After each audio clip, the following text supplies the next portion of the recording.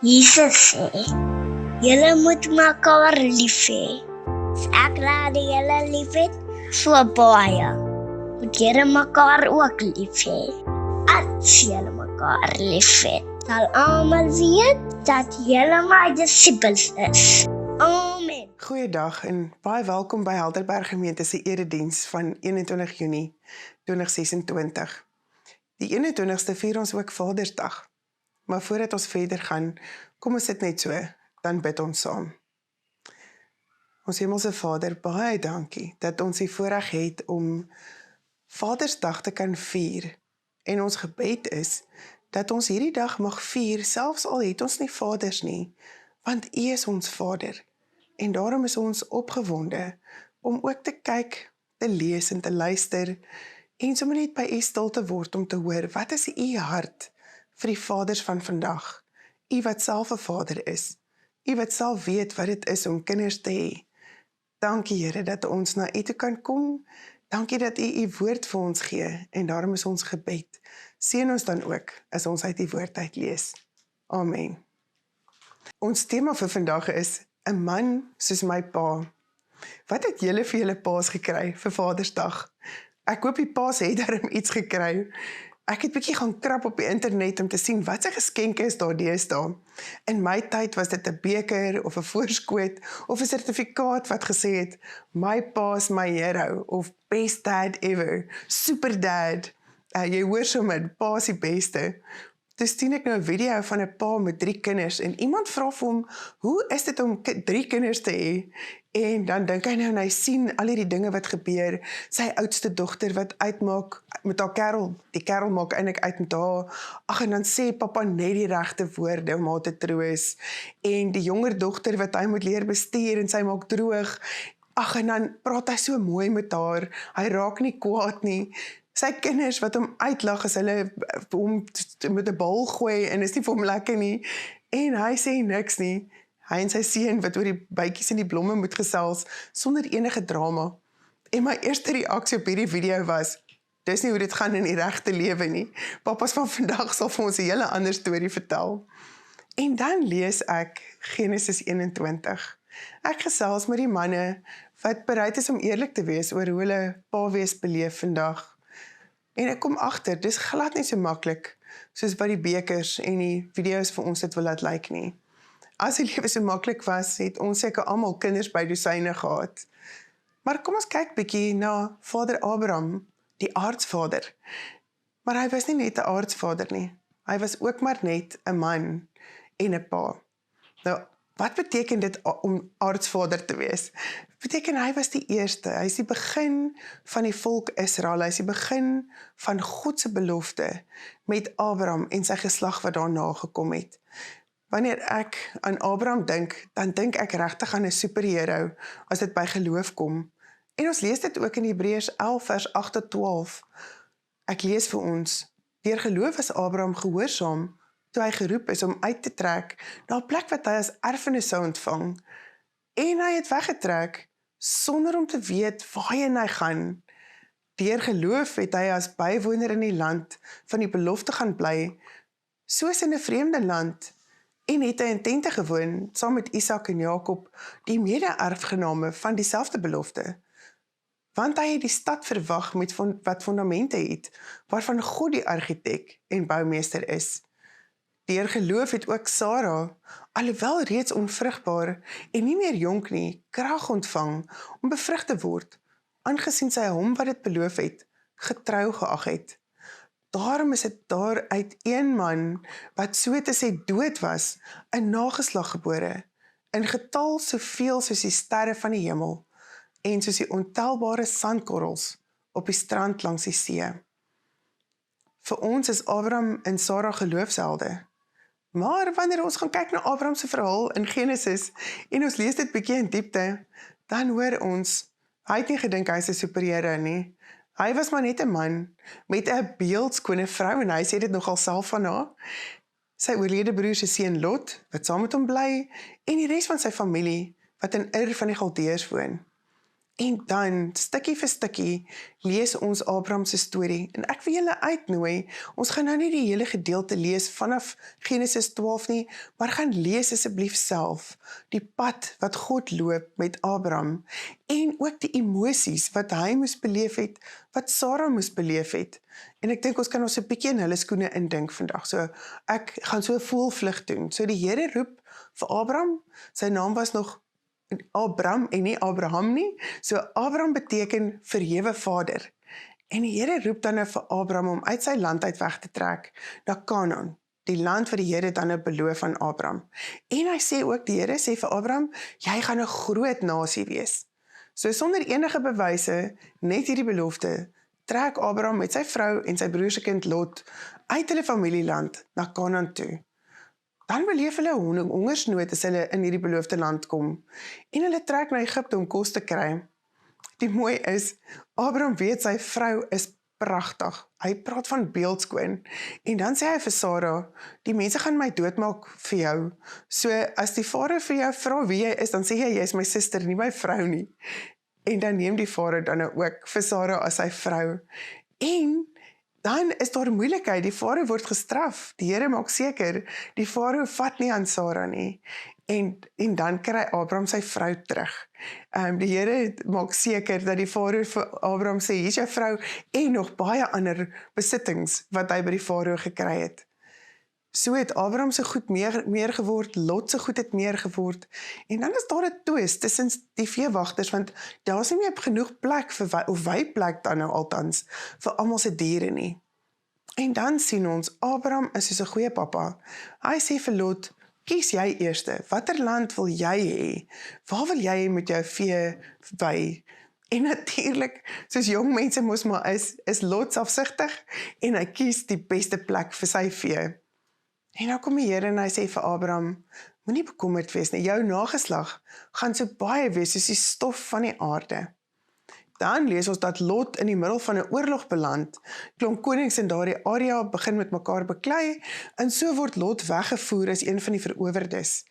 Toe Abraham hiervan hoor, toe maak hy sy manne en sy huishouding bymekaar, en hy gaan veg teen die konings, om vir Lot terug te kry.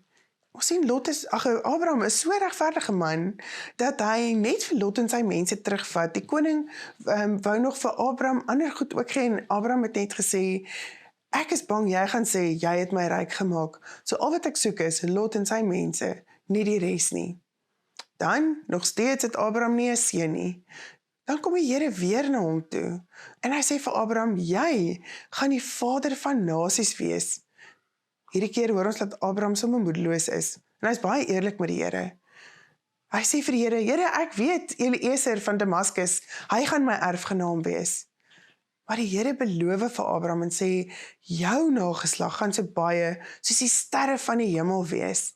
En weer bely Abraham en hy sê, Here, ek glo U. Die Here sluit 'n verbond met Abraham.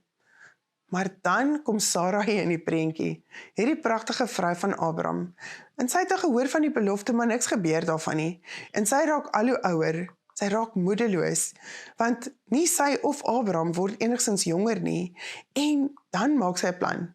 Dan kom sy na Abraham en sê, Abraham, my Egiptiese slaaf Hagar, vat haar as vrou, want daaruit sal ons nageslag kom. En Abraham stem dan saam. En dan is dit so, Hagar word dan nou swanger. Maar dan kom die probleme, want nou verwag Hagar, Abraham se seun, en sy dink sy is belangriker as Sarai. En Sarai is dan sommer moeilik met Abraham. Maar ek dink, ek lag nou, want ek weet, daar's mans wat weet, as 'n vrou so moeilik is, dan is daar groot moeilikheid. En ons sien ook sommer, Sarai sê vir Abraham, dis jou skuld dat ek in hierdie moeilikheid sit. Alhoewel dit haar plan ook was. En Abraham is toe nou baie slim. Abraham het net gesê, hier raak ek nie betrokke nie. Dis jou slavin, maak met haar soos jy goed dink. En dan mishandel Sarai vir Hagar so erg, dat Hagar wegvlug in die woestyn in. 'n Swanger vrou, wat bereid is om die woestyn in te gaan. Dit moes baie sleg gewees het. Maar die Here sien vir Hagar, hy hoor haar, en hy oortuig haar om terug te gaan na Sarai toe. Die Here beloof ook vir Hagar, om te sê, ook vir jou het ek 'n plan. Jou seun se naam sal Ismael wees. En Ismael beteken God hoor. En dan bely Hagar, sy sê, God sien my, El Roi, en sy noem die plek dan ook na God wat my sien.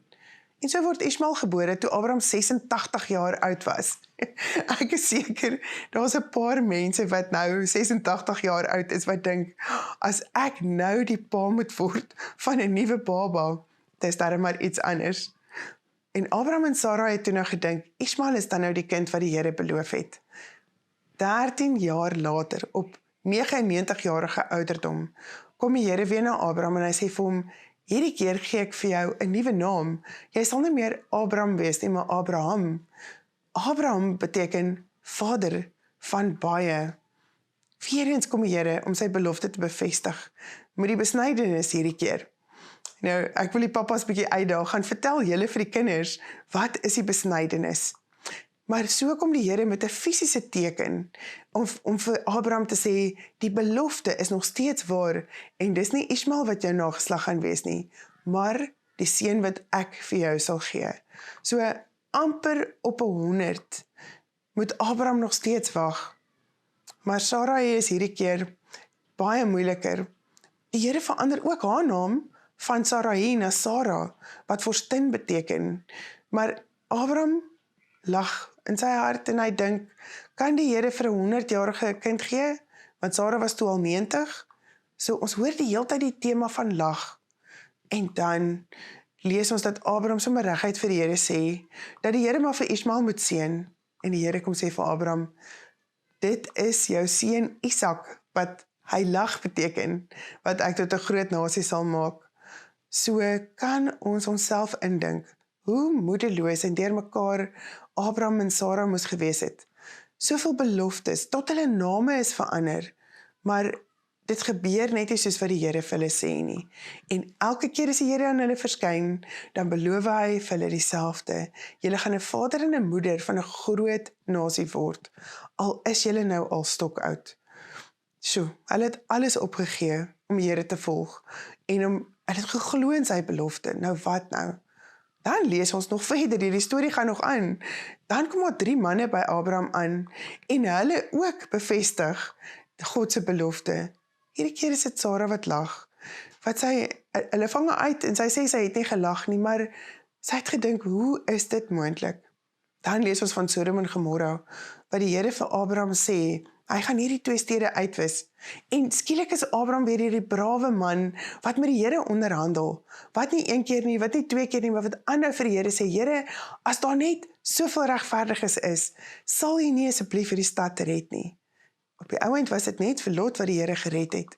Maar Abraham het hierdie gesprek met die Here gehad, sonder om terug te deins. Dan lees ons dat Abraham en Sarah trek na Gerar, waar hulle vreemdelinge is.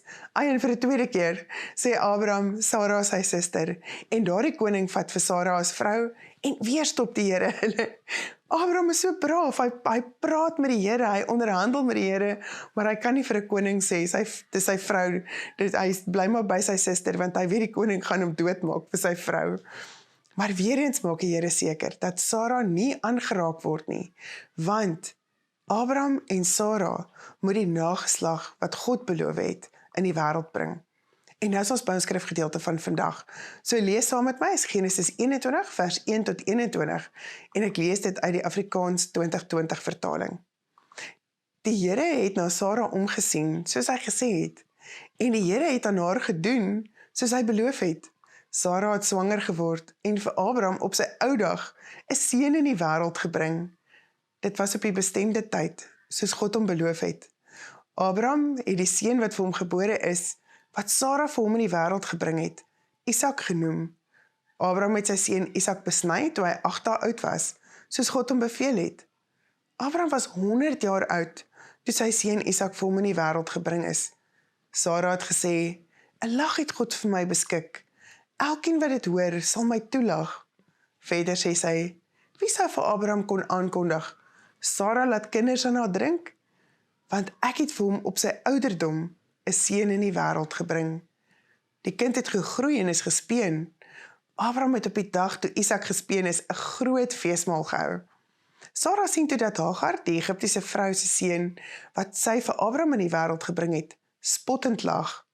Sy het vir Abraham gesê, jaag hierdie slavin en haar seun weg, want die seun van hierdie slavin mag nie saam met my seun, saam met Isak erf nie. Maar die saak was heeltemal verkeerd in Abraham se oë, omdat dit sy seun was. God het egter vir Abraham gesê, laat die saak van die seun en jou slavin nie verkeerd wees in jou oë nie. Alles wat Sara vir jou sê, luister na haar, want daar sal na jou nageslag met die naam van Isak verwys word. Maar ook die seun van die slavin sal ek tot 'n nasie maak, omdat hy jou nageslag is. Abraham het die môre vroeg opgestaan, hy neem toe brood en 'n sak water en gee dit vir Hagar. Hy het dit op haar skouer gesit en ook die kind en haar toe weggestuur. Sy het vertrek en in die woestyn van Berseba rondgedwaal. Toe die water in die sak opraak, het sy die kind onder een van die struike neergesit. Sy loop toe en gaan sit aan die ander kant, so ver weg as wat mens met 'n pyl kan skiet, want sy het gedink, ek wil nie die dood van die kind aanskou nie. Terwyl sy so daar sit, het sy hardop begin huil. God het die seun se gehuil gehoor. Toe roep die engel van God na Hagar uit die hemel en vra vir haar, wat is fout Hagar? Moenie bang wees nie, want God het die gehuil van die seun, daar waar hy is, gehoor. Staan op, tel die seun op en hou hom styf vas, want tot 'n groot nasie wil ek hom maak. God maak toe haar oë oop en sy sien 'n put. Sy loop toe, maak die watersak vol en laat die seun drink. God was met die seun en hy het opgegroei. Hy het in die woestyn gewoon en hy het 'n boogskutter geword. Hy het in die Paran woestyn gewoon en sy moeder het vir hom 'n vrou uit Egipte land geneem. Dit is ons verhaal. Die hoogtepunt lees ons nou. God se belofte aan Abraham en Sara word waar. Hoe wonderlik was dit nie? Hulle hou die kind op hulle ou dag in hulle arms. Verbeel jy's 91 en jy moet 'n kind in die wêreld bring. Sara het dit gedoen. Isak, wat beteken hy lag. Ons kan nie dink hulle vreugde. Ek sou hele dag fees gevier het en ek sou vir jare lank aan een fees gevier het. Ek vermoed op daardie ouderdom het 'n mens miskien nie meer die energie om so 'n lekker partytjie te hou vir 'n lang tyd nie. Maar ek het groot geword met 'n sê ding, van lekker lag kom lekker huil. En dit voel vir my dis wat in die gedeelte gebeur. Sara en Abraham het uiteindelik die kind wat God aan hulle beloof het. Ek kan nie, hulle vreugde moes net nie perke gehad het nie. En dan gebeur dit, dat Ismael iets doen wat vir Sara heeltemal ontstel. Nou in daardie tyd was die gebruik dat 'n kind gewoonlik so op 3-jarige ouderdom gespeen is. So, Isak was nog klein gewees, Ismael is nou al groot, ons gelees hy was 13 toe hy besny is, so ons glo hy is nou 'n bietjie ouer, en dan maak arme Ismael die fout om te lag. Nou, Bybel sê spottend gelag, vir Sara so gelyk. Ons weet nie regtig hoe hy gelag nie, maar dan besef Sara net, hierdie kind mag nie saam met haar kind erf nie. Hy moet weggejaag word. So Sara is dan regtig onredelik wanneer sy vir Abraham sê, jaag hierdie slavin en haar seun weg. Sy noem nie eers vir Ismael op sy naam nie. Abraham hierdie keer sê net, dis verkeerd. Dis my kind hierdie. Ek kan hom nie wegjaag nie. So nou moet almal gestraf word oor die gevolge van 'n plan wat Sara help maak het. Dit is eintlik haar idee. Maar kan jy jou indink, hoe moeilik moes dit vir Abraham gewees het? Hierdie pappa moet besluit, stuur hy een van sy kinders weg en die kans is goed dat Ismael sou gesterf het in die woestyn. Wie gaan na hulle kyk? En weer eens is die Here daar vir Abraham. Weer eens kom die Here na Abraham toe en hy sê vir hom, doen wat Sara vir jou vra, want Isak is jou erfgenaam, maar ek beloof vir jou, ek sal ook na Hagar en Ismael kyk. Ook Ismael sal 'n groot nasie wees, omdat hy jou seun is. En nou sien dat Abraham verkies om die Here te vertrou, en hy, vir volgende oggend, gee hy vir Ismael en vir Hagar kos en water, en hy stuur hulle weg. Hoe verskriklik moes dit nie gewees het, vir die pa nie. En dan, die wonderlike is dat die Here vir Hagar en Ismael daar in die woestyn kry.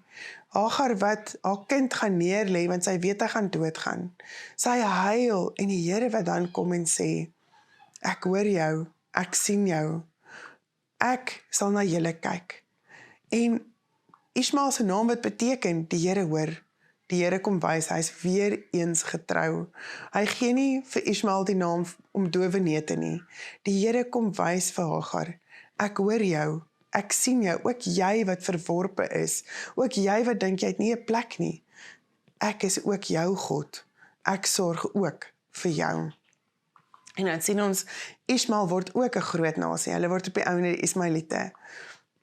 Wat het ek geneem uit hierdie gedeelte?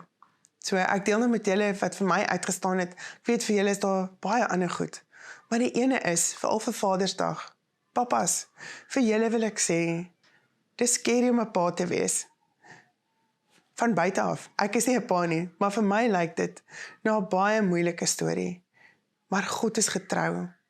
As ek so kyk na Abraham en sy omstandighede, die een oomblik gaan dit goed, dan gaan dit weer sleg. Abraham het sy land verlaat, hy weet nie hoe die goed gaan uitwerk nie. Hy maak besluite, Sara wat kom met 'n voorstel vir 'n kind. Abraham probeer regtig net sy bes doen. Hy wil regtig net getrou aan die Here wees, maar hy maak so baie foute. En die wonderlike van hierdie verhaal wat elke keer uitspring is, God was en is getrou. Hy is geloofwaardig. Maak nie saak of dit goed gegaan het of sleg gegaan het met Abraham nie. Maak nie saak of Abraham gehoorsaam was en of hy ongehoorsaam was aan die Here nie. Die Here is elke keer daar vir Abraham. En hoe mooi is dit om te weet, maak nie saak wat in ons lewens gebeur nie. God is getrou. Hy verander nie wanneer ek 'n superheld is of nie ene is nie.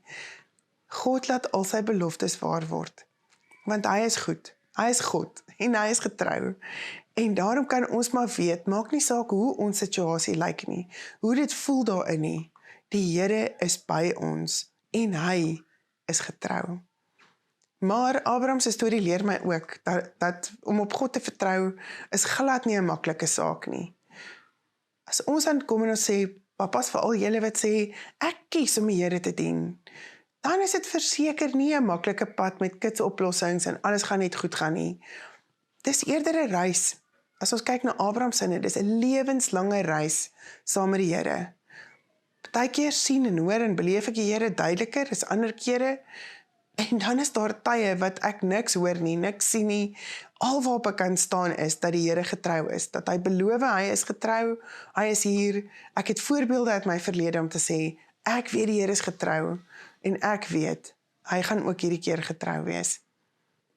Pa, vir jou wil ek sê, miskien is jy in moeilike omstandighede, die Here is ook jou pa, jy het ook 'n Vader, en hy is lief vir jou, oneindig lief vir jou. Hy los jou nie, en daarom wil ek julle uitnooi, bly by die Here, bly besig met die Here, maak nie saak wat aangaan in jou lewe nie, wat jou omstandighede is nie. As jy dankbaar is, vier fees. As dit 'n verlies is, kom huil by die Here. As jy vra het, kom vra vir die Here. As jy kwaad is, kom beklei met die Here. Vra om die vrae wat in jou hart is. As jy net stil is, kom wees sommer net by die Here. Maar die Here is jou pa. Vir die paas wil ek ook sê, daar's van julle wat hierna luister, of wat miskien in die erediens gaan wees, en jy weet voor jou siel, die goed waarmee ek besig is in my lewe, is verkeerd. Is nie goed vir my nie, is nie goed vir my gesin nie, is nie goed vir my kinders nie. Die gevolge van dit waarmee ek besig is, gaan my kinders skade doen vir generasies wat kom. Besluit om op te hou. Draai om, stop dit. Want dis net die Here wat ons kan help om op te hou met hierdie dinge wat ons doen wat skade doen aan onsself en aan ander. Kyk maar vir Abraham. Abraham het foute gemaak. Die Here skryf hom nie af nie. Die Here gee hom nog 'n kans en nog 'n kans. En dis hoe die Here met elkeen van ons is. Jy kan kies om te sê, Here, ek kom terug na U toe. Hy is daar vir jou. Hy wag vir jou, hy is by jou. Sy liefde vir jou is nog net dieselfde. Al wat jy hoef te doen is om te sê, Here, ek kies om nie meer hierdie pad sonder U te loop nie. Ek kies om terug te draai na U toe. Ek kies om te sê, U is getrou, U kan my hier uithelp. Tweede ding wat vir my uitgestaan het is, ons geloofsreis saam met God en ander mense, ander gelowiges. Ons geloof is 'n reis. Dis nie iets wat ons bereik en dan sit klaar nie. daar's oppe, daar's affe, en my oom het nou die dag, toe praat ons so oor die sport, en ons praat nou veral oor Bafana in die sokkerwêreldbeker, en hy sê toe nogal 'n ding wat my baie laat dink het. Hy sê toe, ons Suid-Afrikaners is baie interessante mense. Ons wil hê ons sportspanne moet wen. En as hulle nie wen nie, dan ondersteun ons hulle sommer nie. Ek wonder of papas nie ook so voel nie. Wanneer hulle goed doen en die regte goed doen, dan kry hulle bekers wat sê, my superhero, best dad, ons cheer vir hulle.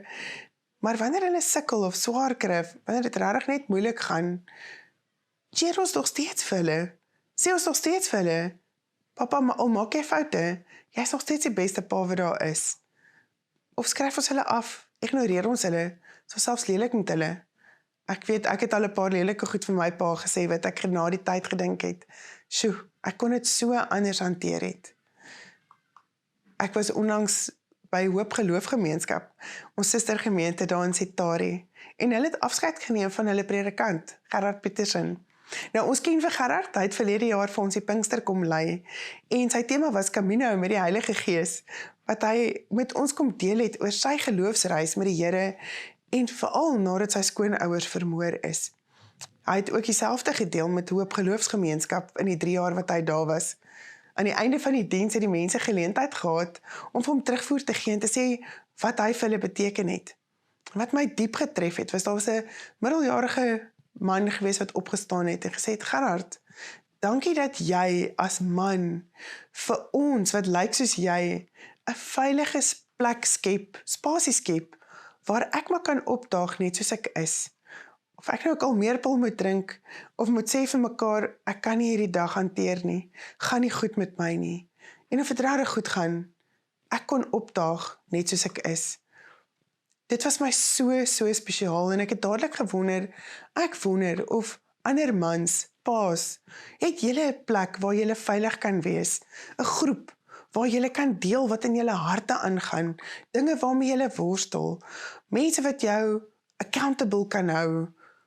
Ek het so 'n mooi geleentheid, elke Woensdag gaan stap ek en vriende op die strand, en elke keer op 'n Woensdag dan sien ons hierdie 3 manne wat mekaar kry, ons weet nie wat hulle gesels nie, maar hulle staan daar op die strand gesels, drink 'n koppie koffie saam, en voordat hulle loop, dan bid hulle saam. En al wat ek net dink is, wat 'n veilige plek, om sommer net myself te kan wees, en vir hierdie geloofsvriende te kan sê, bid saam met my, of dit nou vreugde of hartseer is, maar hierdie is mense wat daar is vir my. As jy vandag hier sit, of jy luister hierna, en jy voel, ek het regtig so iemand nodig, asseblief kom maak 'n draai by ons hier by die gemeente. Dis baie groepe, manne bediening, hier's kampe, hulle het sprekers, daar's Vrydag saam bid, wat die manne saam bid, dis omgee groepe, kom praat asseblief met ons, daar is definitief 'n plek vir jou, om ook 'n geloofsgemeenskap te kry van manne, wat lief is vir die Here, en regtig eerlik hierdie geloofsreis aanpak, saam met God en saam met mekaar. Dan derdens was daar iets wat my diep getref het, en my vraag is daar, nou kyk ek bietjie meer na die kinders as na die paas, hoe hard is ons op ons paas? So 'n paar weke gelede het ons tienerkerk se afsluiting gehad die aand, en dit was 'n gesinsnagmaal, en dit was so spesiaal, want Paul Barnard en sy 2 predikantseuns het vir ons die nagmaal bedien, so hulle het almal daar aan die tafel gesit, en toe het Paul se seuns die nagmaal bedien, so die brood en die wyn. So Jurgen het toe nou begin, en hy vat die brood, en hy gaan gee die brood vir sy pa, en hy sê, pa, ek vergewe jou vir alles wat jy aan my gedoen het. En dadelik dink ek, jy's lekker Hans, jy vergewe jou pa, maar moet jy nie ook vir jou pa om vergifnis vra nie? Nou moet ek sê, hulle het verder gepraat, hulle het ook gevra, vergewe my, maar net daai oomblik het die Here toe nou gebruik, om vir my 'n bietjie te vra, hoe hard was ek op my pa gewees? Nou my pa is nou al oorlede, maar ek moet sommer net aan die ding gegaan om te dink, my pa was maar net 'n mens, en hy het regtig soveel goed uit die diepte en uit die liefde van sy hart gedoen, maar dan dit nou nie gelyk soos wat ek gedink het of verwag het nie, en hoeveel keer wat ek hom daarvan beskuldig het, dat hy nie lief is vir my nie, En eintlik was hy so lief vir my. Een van die goed wat altyd by my gebly het is, my pa het ons gewoonlik nie by die skool kom haal nie, maar die 2 of 3 keer wat hy moes, dan het ons by die skool vergeet, en dan sê ek vir myself, my pa is nie lief vir my nie. Nou, wat ek groot is en self werk, nou besef ek, as dit nie jou gewoonte is om dit gewoonlik te doen nie, dan vergeet jy maar baie vinnig. So kinders, vir julle wil ek vra, kom ons kyk bietjie in ons harte, kom ons vra onsself, waar was ek hard op my pa gewees, wat ek eintlik vir my pa en vir die Here moet vra, vergewe my, omdat ek so hard was. Mike and the Mechanics sing 'n pragtige lied, In the Living Years. Ek wil vra dat julle dit gaan luister, maar ek gaan sommer vir ons die woorde lees. Sê, every generation blames the one before, and all of their frustrations come beating on your door. I know that I'm a prisoner to all my father held so dear. I know that I'm a hostage to all his hopes and fears. I just wish I could have told him in the living years. More crumpled bits of paper filled with imperfect thought, stilted conversations. I'm afraid that's all we've got. You say you just don't see it. He says it's perfect sense. You just can't get agreement in this present tense. We all talk a different language, talking in defense. Oh, say it clear. You can listen as well as you hear.